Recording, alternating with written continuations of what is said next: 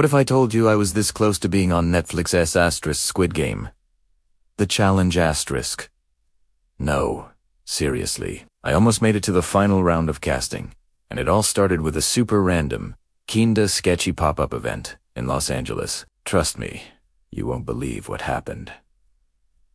So, rewind to last year. Me, my friends, Jacob and Joe, and my brother Jocks were looking for something to do. We saw an ad for a asterisk Squid Game asterisk pop-up event hosted by Netflix. Sounded fun, right?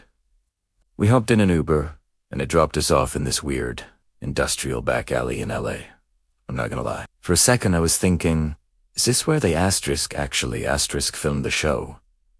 Am I about to be in a real-life horror movie? But we were committed. We eventually found the entrance, climbed these cool Squid Game themed stairs, and walked into a lobby with merch and decorations. And here's the funny part. We were the only ones there. Just us, and a bunch of staff in those pink jumpsuits and shape masks, just staring. It was creepy, but also hilarious. They signed us in, gave us numbered wristbands, and slowly, more people started trickling in. We were all herded into the starting room. And let's just say the vibe was ... budget. The whole setup felt like it was made with the bare minimum effort. The guy explaining the rules was even cracking jokes about it. He was like, don't lean on the walls. You might rip through them. And I really don't want to fill out the paperwork if you get hurt. I mean, okay, the whole thing was so sketchy. But honestly, that's kind of what we came for. The first game was a direct copy of the glass tiles challenge from the show. You know, where you have to memorize a pattern of safe tiles to step on. The twist. You didn't fall to your death. You just got eliminated. They showed us a pattern on 10 glass squares, and we had to memorize the path. Now, I have the memory of a goldfish, so I knew I was toast from the start. The game took asterisk forever. Asterisk. Everyone had to go one tile at a time and get this out of 30 people. Only 5 got the pattern right. Joe, Jacob, and Jocks swore they memorized it perfectly, but they were still eliminated. Me? I knew I was out the second I saw the pattern. My brain is basically a paper shredder for short-term memory.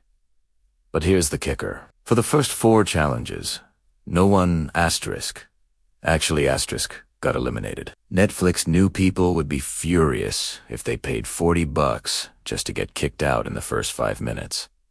So, we all moved on to the next round. Next up was marbles. They tried to combine the honeycomb and marbles challenges into one game. You basically threw marbles onto a table to try and win other people's marbles. It was fine, a little underwhelming, but better than just standing around. Joe got paired up with this couple who were clearly on a date. At first, things were friendly, but then those 2 lovebirds decided to team up on poor Joe and take all his marbles. Joe was furious. I mean, there were no real stakes, but he took it so personally. He swore he was going to get his revenge, and trust me, he did. The third challenge was a giant version of the board game Asterisk. Operation Asterisk. You know, where you use tweezers to remove little plastic organs without touching the sides. It was ridiculous, but super fun. And guess what? I got paired with a married couple, and the wife turned out to be a real-life surgeon. No joke.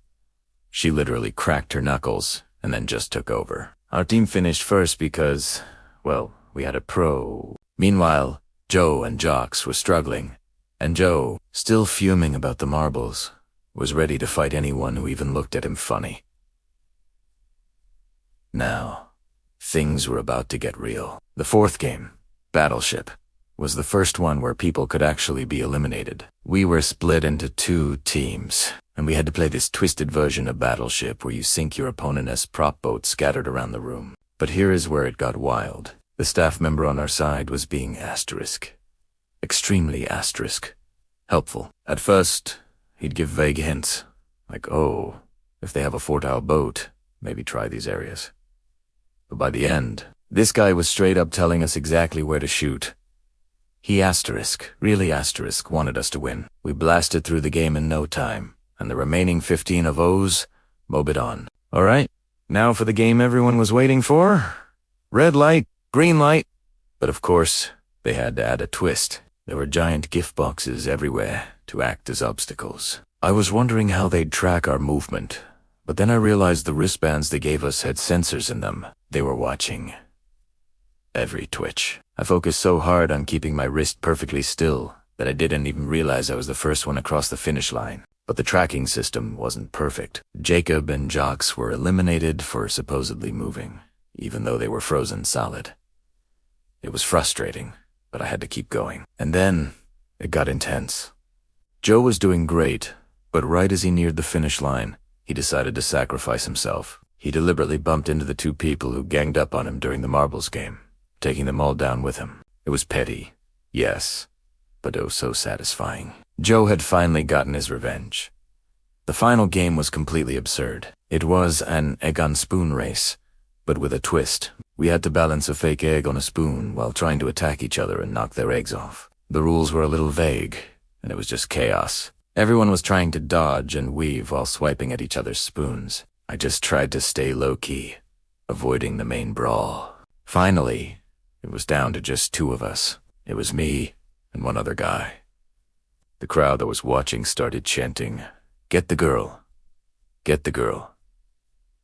But I held on, and in the end, I won. I won the Netflix Squid Game pop-up event. They escorted me to a VIP area, gave me a cool plastic animal mask like the ones in the show, and we took some photos. I also got an exclusive t-shirt that said winner. It wasn't the $4.56 million, but I was still pretty thrilled. And to top it all off, they handed me a special form. It was an application that would give me priority consideration for Netflix Real Life Squid Game show. I filled it out, half expectant to never hear back. But to my surprise, they actually reached out for multiple rounds of interviews. It really looked like I was going to make it onto Squid Game, the challenge asterisk. But then, they told me they had moved on with other candidates, so I may not have become a reality TV star. But honestly, I'm just glad I didn't get hurt. Plus, I have an awesome story and a cool t-shirt to show for it. And hey, who knows? Maybe next time I'll make it on the real show. Thanks so much for watching. If you enjoyed this story, make sure to hit that like button, subscribe, and drop a comment below.